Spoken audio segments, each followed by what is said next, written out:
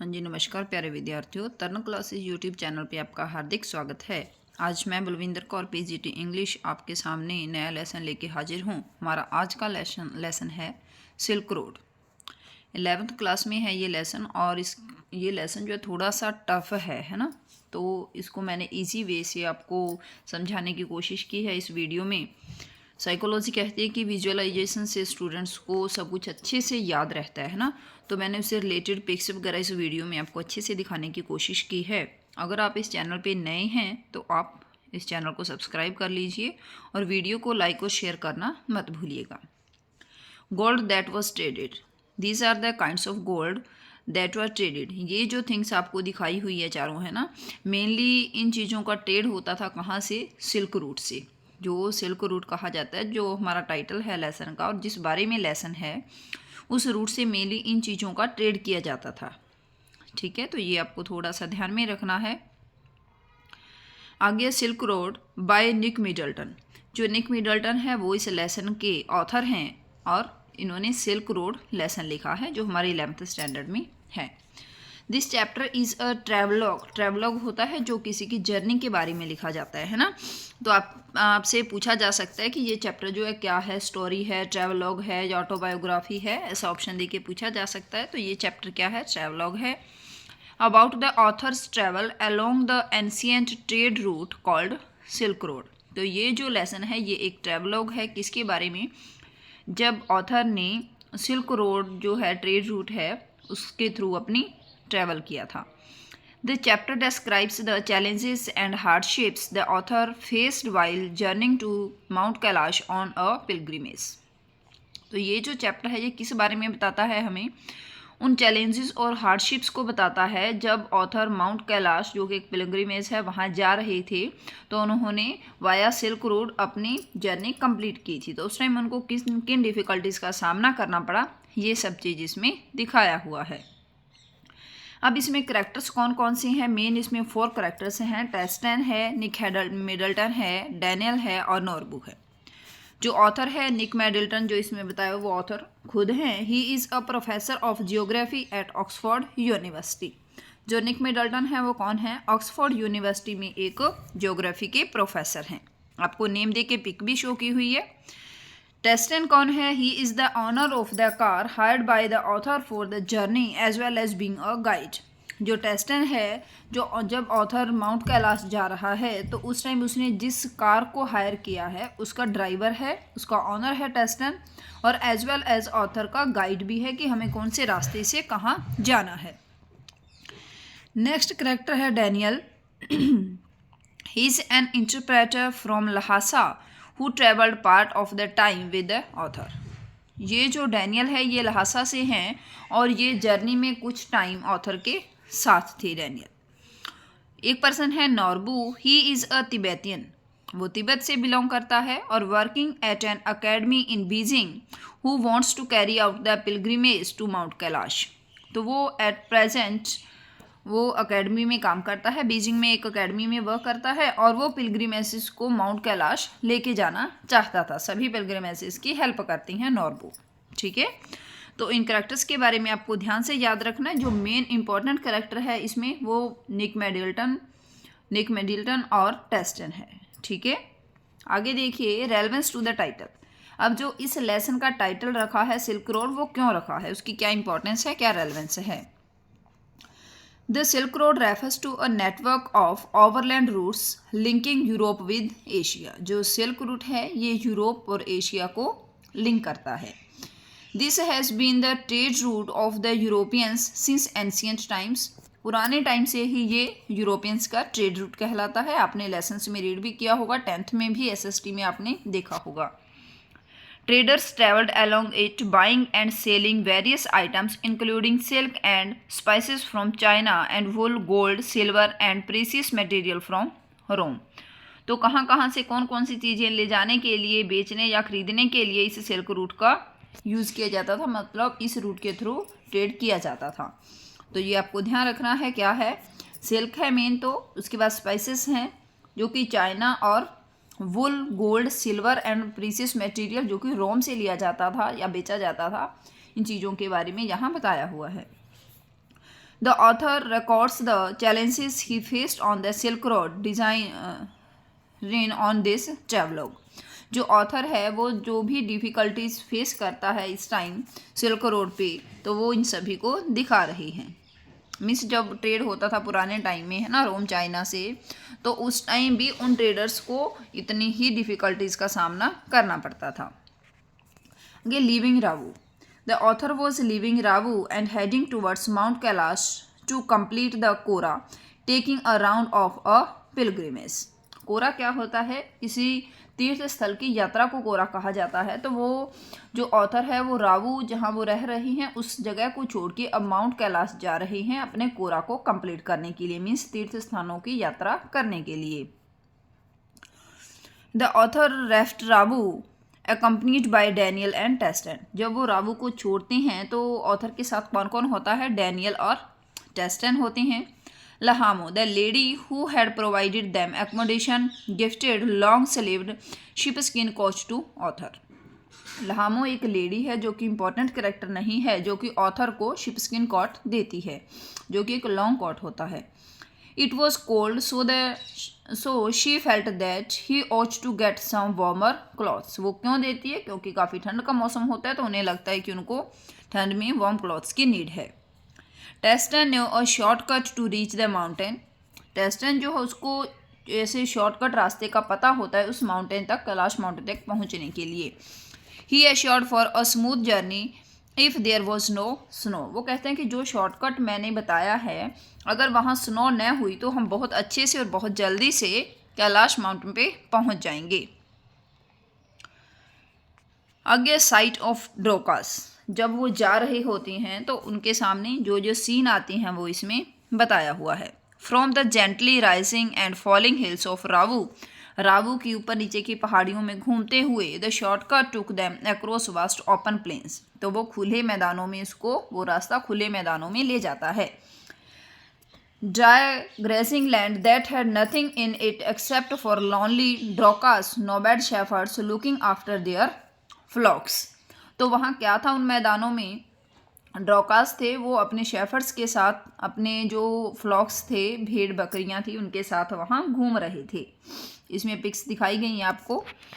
Well wrapped man and women were seen wearing thick woollen clothes. तो वो well wrapped मतलब अच्छे से अपने कपड़ों को पहने हुए थे। तो वो उन्होंने और क्या पहना हुआ था? मोटे मोटे वूलन क्लॉथ्स पहने हुए थे, क्योंकि काफ़ी ठंड का मौसम होता है। They would pause and stare at there car. वो कुछ देर रुक के उनकी तरफ देखते थे, किनकी तरफ? ऑथर और उनका जो व्हीकल था, कार थी उनके पास, उनकी तरफ। And sometimes wave at them as they passed. और कई बार उनको देख के हाथ भी हिलाया करते थे। नेक्स्ट है encounter with तिबेतियन मैस्टिफ्स।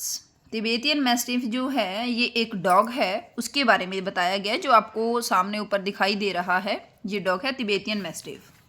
As they pass the drokbas stands their guard dogs which were Tibetan mastiff chased their car for some distance and these dogs had a thick fur and were as black as the darkest night. They barked dangerously with their huge jaws. They were completely fearless to the adventurous vehicle and ran straight into their path, due to which Testin had to apply brakes and that made the vehicle swerve. The dogs would chase them for 100 meters or so before stopping gradually and making sure that the outsiders were off the property.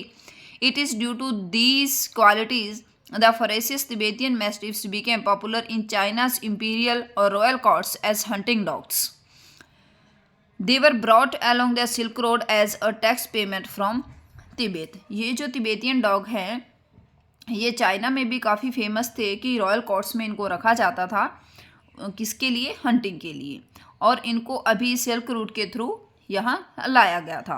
अब वो बता रहे हैं कि ये dogs कैसे थे। ये आपको सामने दिखाई दे रहा है। इनके बड़े बड़े जाज होते हैं, काफ़ी बड़ा मुंह दिखता है ना। जो इनका कलर है वो डार्क नाइट की तरह डार्क होता है, ब्लैक होता है। और इनकी जो फर है वो काफ़ी थिक होती है ना। बाकी आपको सामने दिखाई दे रहा है। अगर आपसे ऐसा क्वेश्चन पुट होता है तो आप लोग लिख सकते हो तिबेतियन मैस्टिफ के बारे में। नेक्स्ट देखिए, स्लोप ब्लॉक्ड देयर वे। अब जब वो वहाँ से आगे निकल जाती हैं, वो डॉग्स वगैरह से उनका सामना होता है ना, वहाँ से आगे निकलती हैं तो उनको स्नो का सामना करना पड़ता है। स्नो गिरने की वजह से उनका रास्ता ब्लॉक हो जाता है। The turns became sharper and bumpier as they climb. जैसे वो माउंटेन पे ऊपर ऊपर चढ़ते जा रही हैं तो उनके लिए वो जर्नी और ज़्यादा डिफ़िकल्ट होती गई। The sudden and unexpected fall of snow blocked their way a number of times. कई बार जो बर्फ़ है अचानक से ऊपर से गिरती थी और उनका रास्ता आगे से बंद हो जाता था। Daniel and author got out of the car to reduce the load and sharp bends. They were at a height of 5,210 meters above the sea level. मतलब जहाँ उनको इस बर्फ़ का सामना करना पड़ा स्नो का, उस टाइम वो सी लेवल से 5,210 मीटर्स की हाइट पे थे। When they reached a height of 5,515 meters, which was the top of the pass, the atmospheric pressure became too slow that Teston had to open the lid of the petrol tank to release the evaporated fuel. मतलब वहाँ जाके उनको जो जो difficulties का सामना करना पड़ा था, उन डिफ़िकल्टीज़ को यहाँ पे जो ऑथर है वो हमें बता रही हैं। आगे है reaching Hor. After passing through the top of the pass, जहाँ उनको काफ़ी बर्फ़ का सामना करना पड़ा था, वहाँ से आगे निकल के they went down to reach the small town of Hor or on the shore of lake Mansarovar by late afternoon. तो वो दोपहर तक कहाँ पहुँच जाती हैं? मानसरोवर तक पहुँच जाती हैं। It was a green unattractive glue my miserable place without any vegetation. It only had a lot of accumulated rubbish dust and rocks. अब जो ये जगह है वहाँ ये उनके लिए अनअट्रैक्टिव थी, कोई अच्छी जगह नहीं थी, वहाँ किसी तरह की कोई वेजिटेशन नहीं थी, यहाँ सिर्फ डस्ट और रॉक्स ही थी।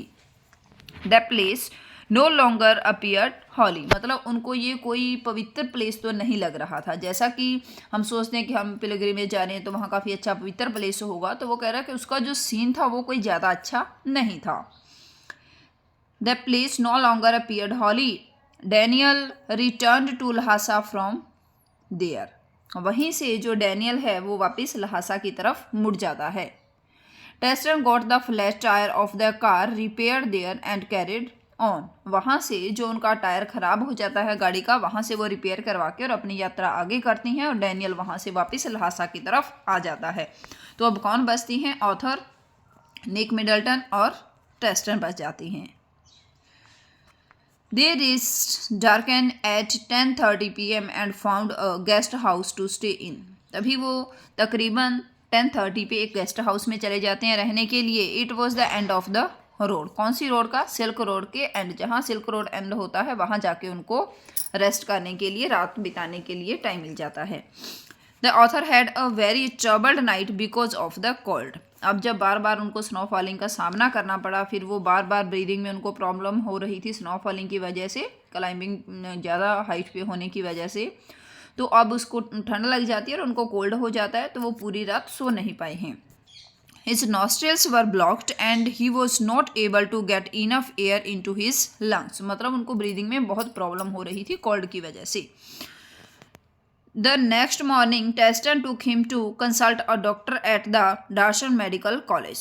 तभी वो उनकी तबीयत डाउन होने पे जो टेस्टन है वो उनको डार्शन मेडिकल कॉलेज में ले जाती हैं डॉक्टर से मिलने के लिए। The doctor gave some medicine and that night he was able to sleep well. और अगली रात भी वो वहीं बिताती हैं तबीयत ख़राब होने की वजह से, और उस रात दवाई लेने के बाद वो अच्छे से सो जाती हैं। Tsetan left the author in Darchen and went back with the car to Lhasa. जो टेस्टन है वो भी वापस लहासा आ जाती हैं। कहाँ छोड़ के? उनको डार्कन छोड़ करके।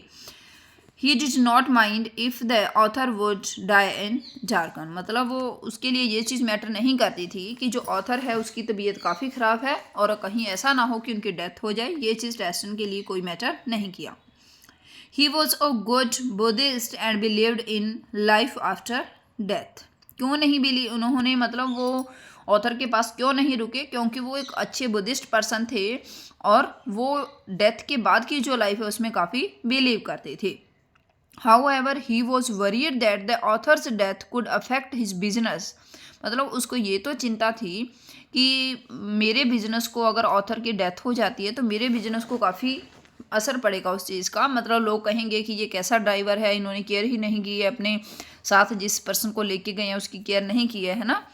बट फिर भी as he may not get more tourist who require to be accompany till where the road ended, क्योंकि वो कहते हैं कि यहाँ एंड तक, इस रोड के एंड तक जाने के लिए मुझे ज़्यादा सवारियाँ नहीं मिलती है, तो उसने इस मैटर को ज़्यादा ध्यान नहीं दिया। आगे है जो ऑथर है, अब वो तो वापस आ जाते हैं, है ना, टेस्टन और डैनियल, तो अब ऑथर वहाँ नॉर्बू से मिलते हैं। As the pilgrim season had not started the author felt lonely. अब देखो वहाँ पे जब वो वहाँ पहुँच जाते हैं डार्कन, तो वो कहते हैं कि अभी पिलग्रिमेसिस का सीज़न शुरू नहीं हुआ था, वहाँ तीर्थयात्री बहुत कम आते थे, तो वो उनको अकेला फील हो रहा था। तो तभी ऑथर क्या होता है, नॉर्बू से मिलती हैं। He was looking for someone who could speak or understand English as well as accompany him to do kora. और वो कहते हैं कि वो एक ऐसे पर्सन की तलाश में थे जो उसके साथ कोरा को कंप्लीट कर सके और इंग्लिश को अच्छे से समझ सके। Then he met Norbu, a plump Tibetan, plump क्या होता है, मोटा थोड़ा सा, a plump Tibetan working in Beijing, तो वो बीजिंग में वर्क करते थे, उनको इंग्लिश तो आती होगी, है ना, at the Chinese academy of social science at a cafe at Darchen. तो वो पर्सन कौन था, वो चाइनीज अकेडमी, जो बीजिंग में Chinese academy of social science at a cafe at Darchen में वर्क करता था। Norbu could understand English and was there to do kora at mount Kailash. तो नॉर्बू एक ऐसा पर्सन था जिसको इंग्लिश भी आती थी, समझ सकता था, और वो ऑथर के साथ था माउंट कैलाश पे कोरा कंप्लीट करने के लिए। Both of them decided to go together, तो वो दोनों ये डिसाइड कर लेते हैं कि हम दोनों कोरा एक साथ कंप्लीट करेंगे। अब ऑथर को भी ऐसा पर्सन मिल जाता है जो उसकी बातों को अच्छी तरह समझे, और वो अकेला नहीं था। अब इस लेसन का कंक्लूजन क्या है, we learn about the author's journey through the silk road and the determination of pilgrimage and the hardships they face. इस लेसन में हमने क्या सीखा, हमने इस लेसन में जो ऑथर है उसकी जर्नी के बारे में देखा, जो उन्होंने सिल्क रोड के थ्रू अपनी कंप्लीट की थी, और उनका डिटर्मिनेशन, जो कि उनको तीर्थ स्थल की यात्रा करने के बारे में उनका था कि चाहे कुछ भी हो मुझे कंप्लीट करना है। देखो पहले उसको डैनियल ने छोड़ा, फिर उसको टेस्टन छोड़ के चला गया, है ना, वो दोनों लहासा चले गए थे, और अब उसको काफ़ी टाइम तक उसने लॉनली फील किया, और फिर उनको नॉर्बू मिलता है जिसके साथ वो अपना कोरा कंप्लीट करने के लिए सोचती हैं, है ना। होप सो आपको बहुत अच्छी तरह से ये लेसन समझ आ गया होगा। बुक में इसकी वर्डिंग काफ़ी टफ है, तो हो सकता है आपको अच्छे से समझ ना आया हो, इसलिए इस वीडियो के थ्रू आपको अच्छे से समझ आ गया होगा।